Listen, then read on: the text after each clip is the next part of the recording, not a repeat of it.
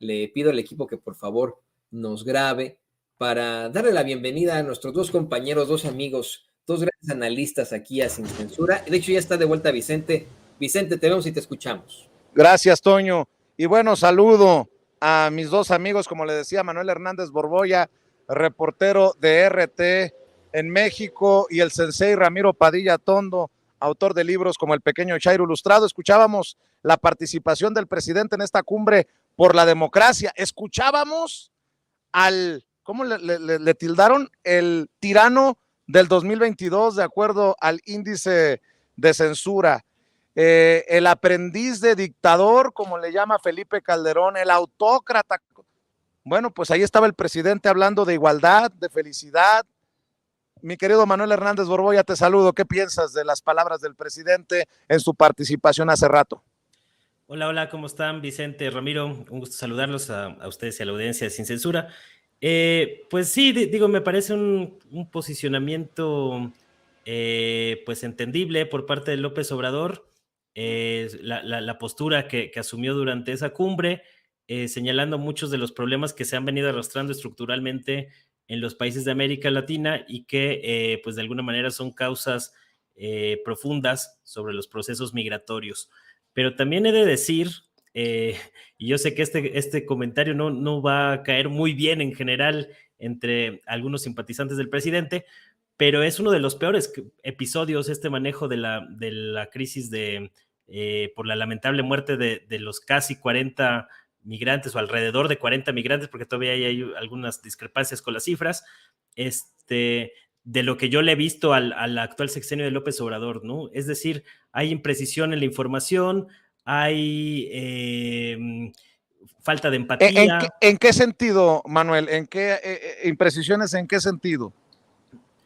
Pues que hasta hoy en la mañana que le preguntaron a López Obrador que aclarara el número de víctimas mortales, dijo que simplemente iba a informar por la tarde Rosa Isela. O sea, ese tipo de imprecisiones 2 días después, y que primero hayan anunciado una cifra, después que siempre no. Es decir, esta inconsistencia originalmente el comunicado traía 39 víctimas mortales. Había algunos medios que incluso reportaron que eran un par más, pero que no ha habido una certeza, digamos, contundente de esa situación. Y dada la magnitud de la tragedia y pues el tiempo que ha transcurrido, sí me parece que es algo que hay que señalar y criticar al presidente López Obrador y a su gobierno, ¿no? Además de pues estos deslindes que hemos tratado de ver, por ejemplo, el secretario de Gobernación, Adán Augusto, que dijo que por un acuerdo dentro del gabinete el tema migratorio le correspondía a Marcelo Ebrard, al mismo tiempo que pues el tema o el manejo jurídico y la responsabilidad legal pues recae sobre la Secretaría de Gobernación. Es decir, hay una serie ahí de cuestiones internas que me parece que son altamente señalables, porque se puede hablar de las causas profundas sobre el tema migratorio. Podemos hablar también de cómo el gobierno de López Obrador aceptó recientemente, durante la visita de Joe Biden en México en enero pasado, pues recibir alrededor de 30,000 migrantes que han sido expulsados de Estados Unidos. Pero la manera en que se dieron las cosas, y sobre todo después de que se dio a conocer el video, que el mismo Adán Augusto había reconocido que ya lo tenían en su poder, o que ya sabían del video horas antes, pues habla de un pésimo manejo de la crisis por parte del gabinete de López Obrador. ¿Cuál hubiera sido el manejo correcto, Manuel? Pues me parece que pues hoy, por ejemplo, López Obrador dice que no se ha ocultado nada, pero pues desde luego que el video deja muy claro pues que estaban encerrados los migrantes, ¿no? O sea, por lo menos eso se debía de haber mencionado ayer, me parece. O sea, sobre todo cuando había tantas dudas y tantas pues señalamientos ante un caso muy grave. O sea, porque fueron casi 40 personas o prácticamente 40 personas las que fallecieron en este asunto, y que hablemos o no de las causas profundas del fenómeno migratorio, pues hay una responsabilidad de los actuales funcionarios del gobierno federal de que tuvieron encerrada a esta gente a pesar del incendio. Ya dijeron que van a activar ya se hicieron denuncias ante la Fiscalía General de la República, pero sabemos que también la Fiscalía General de la República es un agujero negro. Todo lo que entra ahí se pierde en el limbo durante la gestión de Alejandro Gertz Manero, que hoy incluso el presidente le tuvo que pedir al fiscal a ver si nos hace el favor de que se apersone y que atienda el caso puntualmente, ¿no? Que se quite la pijama, porque luego de que han dicho o ha habido señalamientos de que Hertz casi ha despachado algunos asuntos públicos en pijama dentro de su casa, y que a mí me parece que este caso ha exhibido muchas de las fallas que se han venido arrastrando ahí dentro de la 4T en algunos temas, y el trato que se le está dando a los migrantes, encerrándolos en estas estaciones de detención, al mismo tiempo que México ha criticado la postura de Estados Unidos de precisamente estos campos de concentración que han mantenido en la frontera, me parece que es digno de una crítica severa, porque así como hemos señalado que la oposición muchas veces no ha tenido autocrítica, también hay que señalar que el gobierno en este momento debe de tener una autocrítica, y el hecho de que los dos que se están ahí como echando la bolita de a quién le toca ver el tema del Instituto Nacional de Migración, caso de Adán Augusto López y caso de Marcelo Ebrard, que dijo que va a dejar los temas políticos para otra ocasión, pero que sea Rosa Isela de la Secretaría de Seguridad Pública la que va a terminar dando el informe y respondiendo a las preguntas de la prensa en unos momentos más, me parece que hablan de un problema ahí dentro del gabinete de López Obrador, y yo creo que además pues si los presidenciables están ya más enfocados en hacer campañas de cara a la sucesión presidencial, pues que se retiren del cargo. Hay muchos problemas, el tema de Marcelo Ebrard con lo de los consulados allá, un embajador de México en Estados Unidos como lo es Esteban Moctezuma, completamente ausente a pesar de los señalamientos que ha habido por parte de los paisanos, los ataques que ha habido por parte de políticos estadounidenses en contra de México. Es decir, este caso, a final de cuentas, ha sacado a relucir varios de los problemas que se han venido arrastrando allá, más allá de que, por supuesto, también del bloque opositor, pues ha habido una carroñería habitual en ellos para tratar de sacar raja política con este tema de la migración, cuando nunca les ha importado los migrantes, y de hecho desprecian a los migrantes que están tratando de escapar de situaciones de pobreza y de devastación producida en el caso de América Latina principalmente por un imperialismo estadounidense que al mismo tiempo este bloque opositor defiende, y que se vuelve pues una suma de muchas cosas este lamentable suceso que hemos visto con los migrantes lamentablemente fallecidos en este centro del Instituto Nacional de Migración. ¿Quieren muestra, señoras y señores, quieren muestra de la carroñería de la que menciona Manuel Hernández Borboya, que tiene razón, que sus opiniones pueden no ser populares, las respetamos, yo tengo ciertas diferencias, pero el programa es sin censura y que se exprese lo que se quiera expresar. Por ejemplo, pues hace sentido que sea Rosa Isela Rodríguez, la secretaria de Seguridad y Protección Ciudadana, al mando de la Secretaría de Gobernación, la que haga precisamente el anuncio de las investigaciones. Yo no estoy de acuerdo con el término de campos de concentración, porque sabemos que en los campos de concentración aniquilaban, asesinaban a personas, pero bueno, insisto, ¿quieren una muestra de la carroñería? Ahí les va lo que dicen Kenia López Rabadán y Xóchitl Gálvez en conferencia de prensa. A ellas les vale que se llegue hasta las últimas consecuencias, que se defina. Ellas lo que quieren es la renuncia de secretarios del gabinete del presidente Andrés Manuel López Obrador.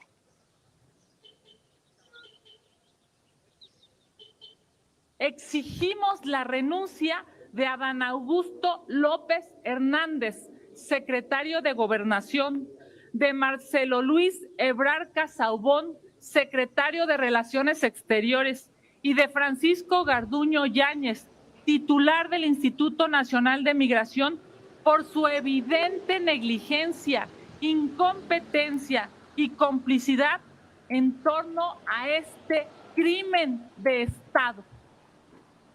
No, si les urge la narrativa del crimen de Estado a la oposición, esa oposición que cuando ocurrió, por ejemplo, el incendio de la guardería ABC, cayó pero mi querido sensei Ramiro Padilla Tondo, al paso que vamos, también estas senadoras van a pedir la renuncia del presidente Andrés Manuel López Obrador.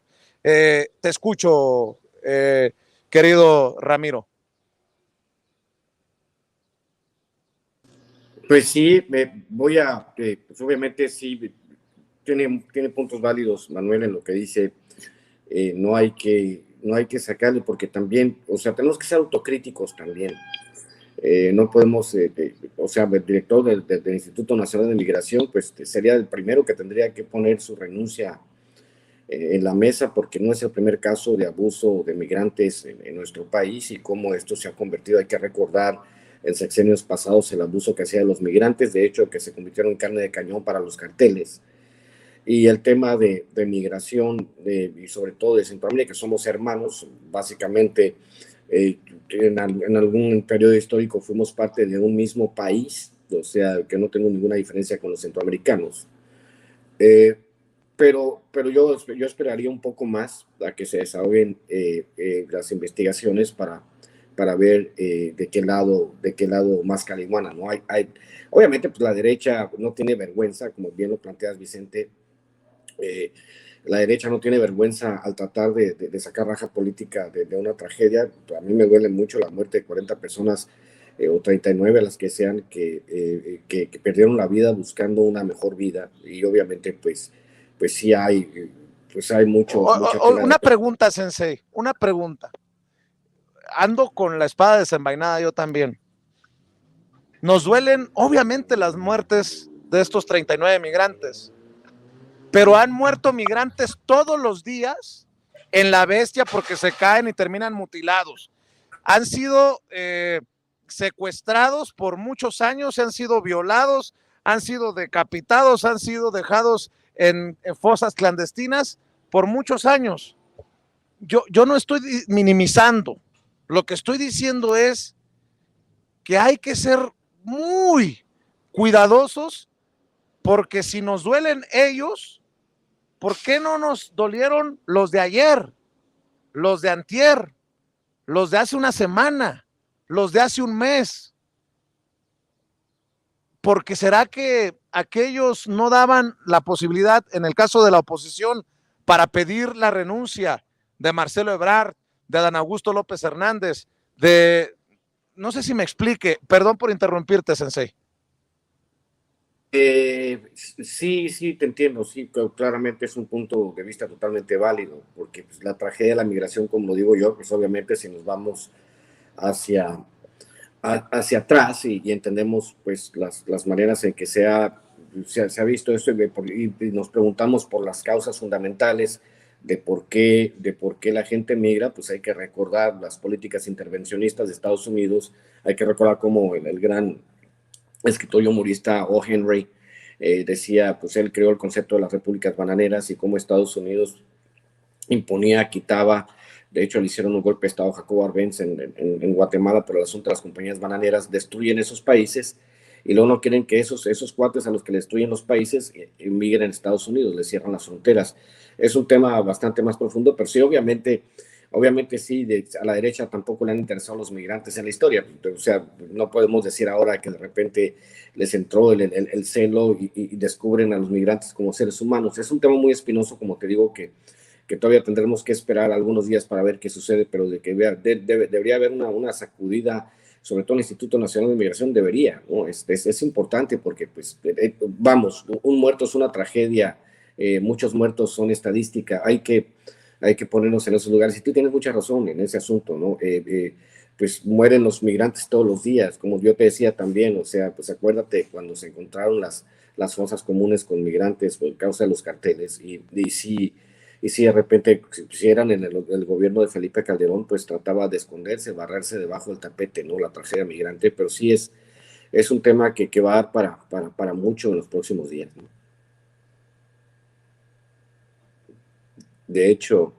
Y otra cosa para el análisis, Y otra cosa para el análisis, lo que reconoce el presidente Andrés Manuel López Obrador, que el centro de detención del Instituto Nacional de Migración estaba operado por una empresa privada, Manuel. Eso sí, que se investigue hasta las últimas consecuencias, para deslindar responsabilidades, Manuel Hernández Borboya.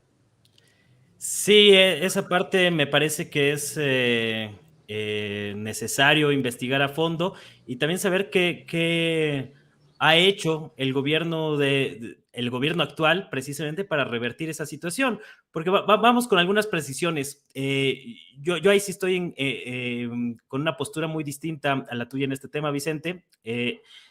Cuando yo me refiero a los campos de concentración, me refería a los que estableció Donald Trump en Estados Unidos, que incluso hubo una serie de casos de abuso sexual contra menores de edad, a los que incluso se les contagiaron enfermedades como VIH, y que me parece pues lamentable lo que ocurrió allá durante el mandato de Donald Trump, y yo fui muy crítico de esos campos de concentración.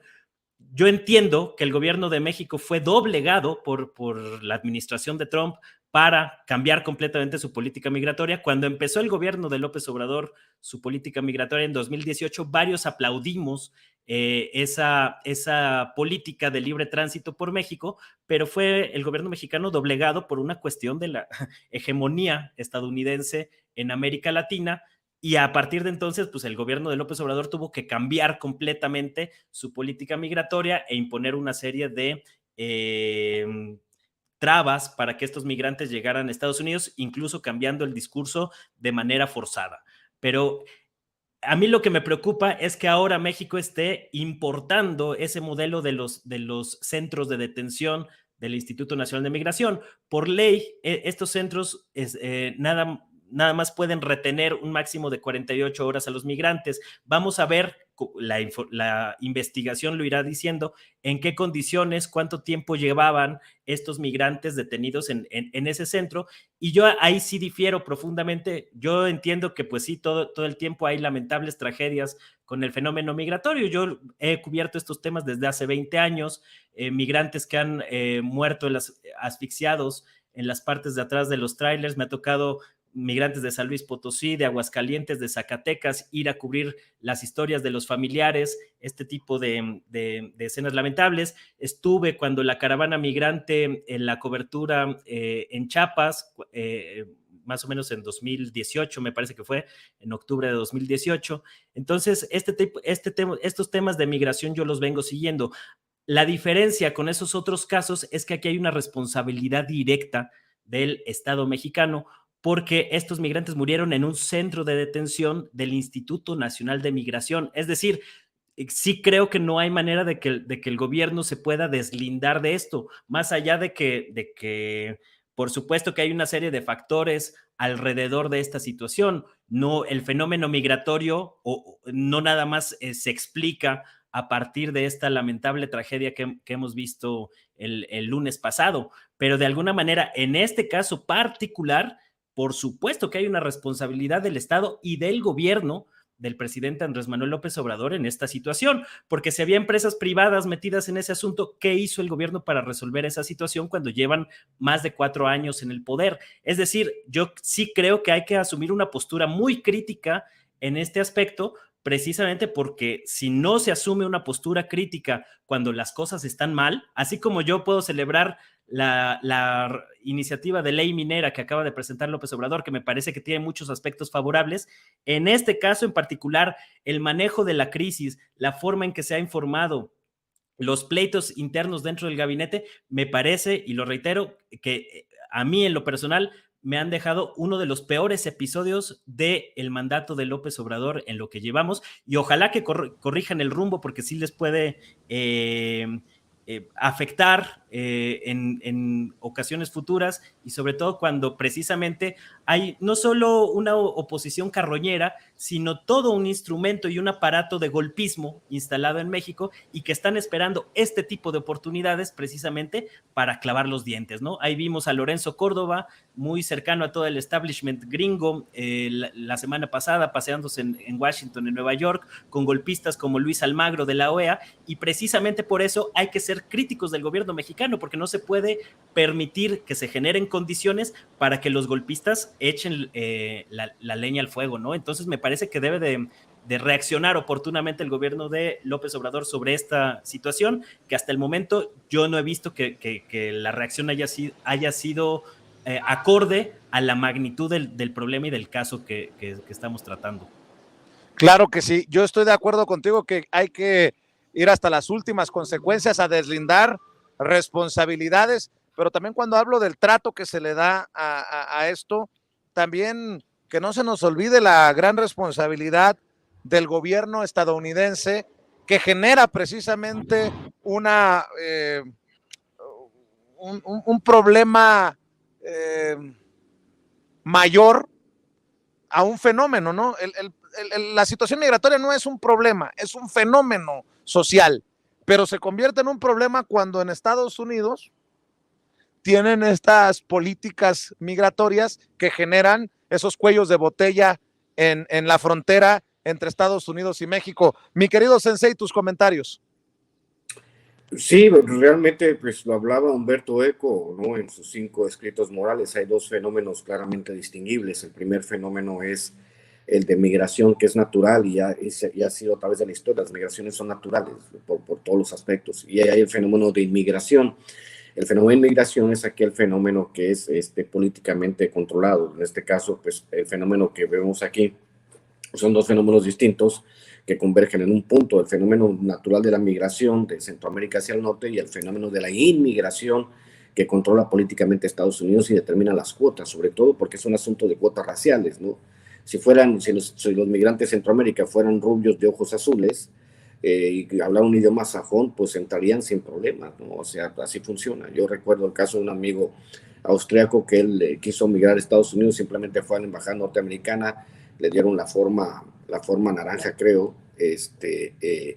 y pues bueno, el cuate entró como si nada, pero pues, obviamente, si el tema es un asunto racial, si es un asunto racial en todos sus aspectos, el tema de la migración, obviamente pues falta mucho para definir qué fue lo que pasó, pero es una tragedia, es un asunto que es difícil de analizar, o sea, que obviamente pues también es parte de esto, es parte de tratar de entender cómo funcionan las cosas en México y tratar de mejorarlas. O sea, si hay crítica es porque se quiere que se mejoren las cosas, se quiere que se dé un trato humano a los migrantes, porque como te dije al principio de mi comentario, somos exactamente los mismos, los centroamericanos y los mexicanos somos parte de la misma familia, y no tendría que ver este asunto tan poroso de las detenciones y todo eso, ¿no? O sea, como se hace en Europa, que pues obviamente con un pasaporte europeo tú puedes andar por toda Europa, o como se hace en Sudamérica con el Mercosur, donde hay un trato entre varios países donde tú te puedes mover, hay libre movilidad de ciudadanos de esos países. Tengo una amiga colombiana que viene a Argentina por los tratos que se hicieron, ¿no? Entonces, deberíamos de empezar a ver un Centroamérica y un continente, o sea, todo lo latinoamericano ya como una sola región, y que hubiese otras formas de entender la migración, pero para eso pues nos llevan todavía algunos años para ver en qué momento podemos llegar a integrar todo este conglomerado de países. Decía Octavio Paz que quizá había países que sobraban, ¿no? Se preguntaba cuál era la diferencia entre un uruguayo y un argentino, entre un canadiense y un norteamericano, y entre un mexicano, un guatemalteco, salvadoreño y hondureño, ¿no? Esa es la pregunta, porque también si uno se pone a pensar, el hecho de nacer en un lugar u otro, pues es básicamente un accidente. Uno no determina dónde nace ni determina el color de piel. Pero bueno, creo que este tema da para muchas aristas y veremos cómo se desarrollan los acontecimientos en los próximos días, Vicente. Claro que estoy enojado. Me enoja que la gente muera por buscar una vida mejor. Me molesta, obviamente estoy enojado por la tragedia, pero no, nunca me voy a estar enojado con mis amigos, con mis compañeros que expresan su opinión. Para eso los invitamos en Sin Censura, por eso se llama Sin Censura, que no se presta a malas interpretaciones. Claro que me duele, como me duele haber visto tantos muertos en la frontera, en el desierto, cuando me tocó ser corresponsal en la frontera entre México y Estados Unidos. Como me dolió, ustedes saben, la muerte de tantos migrantes en el cajón del tráiler en San Antonio, Texas, una cobertura que hicimos aquí a través de Sin Censura. Claro que me molesta, claro que me duele, y nada más quería aclarar esta situación, que no es sobre las opiniones de mis compañeros, que son libres de decir lo que piensan, porque de eso se tratan estas mesas de diálogo. aclarada la situación, mi querido Sensei, ¿por qué no cerramos invitando a la audiencia de Sin Censura a tus esfuerzos, a tus trincheras? Pues ya saben, aquí estamos siguiendo vendiendo los paquetes de libros a los que quieran, ahí está mi Twitter, @RamiroAtondo, y si no, pues ramiro.atondo@gmail.com para los que quieran libros, El Pequeño Chairo, Hojas sin Ruta, Maradot, Cartas a un Facho, pues ahí estamos. Y pues sí, pues nos vemos más tarde en la otra mesa de diálogo que tengo la noche con Marcelino. Y un saludo a Manuel, pues obviamente de eso se trata, ¿no? De debatir los temas de actualidad, y pues vamos. Así es, todo se llama Sin Censura. Y yo más todavía agradezco que se expresen con esa apertura, a pesar de todo lo que genere. Pues de eso se trata, de generar un debate y que la audiencia haga su mejor juicio, forme también su opinión. Manuel Hernández Borboya, de hecho estoy al pendiente de lo que publicas en redes sociales, y ¿por qué no cerramos precisamente con esa invitación? Pues muchísimas gracias, Vicente. Agradezco precisamente que existan estos espacios para debatir estos temas, ¿no? Si algo le hemos criticado a la oposición históricamente, pues es los cerrados que han sido para abrir los temas a discusión, y precisamente por eso creo que son valiosos espacios como este de Sin Censura, donde uno puede expresar sus opiniones, aunque a veces sean difíciles de aceptar,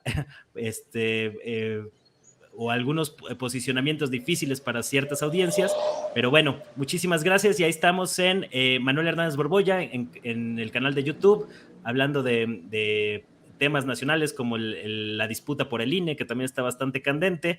Estamos también en Facebook y en Twitter, @Manuel H. Borboya, y los invito también ahí, por si están en la Ciudad de México el próximo sábado, vamos a tener presentación de poemarios en el bar Culto, ahí cerca de la Plaza de Cibeles, en la Colonia Roma, por si se quieren echar una vuelta. Ahí está el tweet pegado en mi perfil, por si quieren los datos para más precisión. Pero muchísimas gracias a todos, y un saludo a Vicente, al buen Ramiro y a toda la audiencia. Allá nos vemos, Manuel, allá nos vemos para compartir y para apoyar como siempre. Manuel Hernández Borboya, el querido Ramiro Padilla Tondo, todos hablando sin censura. Y ¿sabe qué? Ya que estamos en esto, ahí viene Jorge Armando Rocha, viene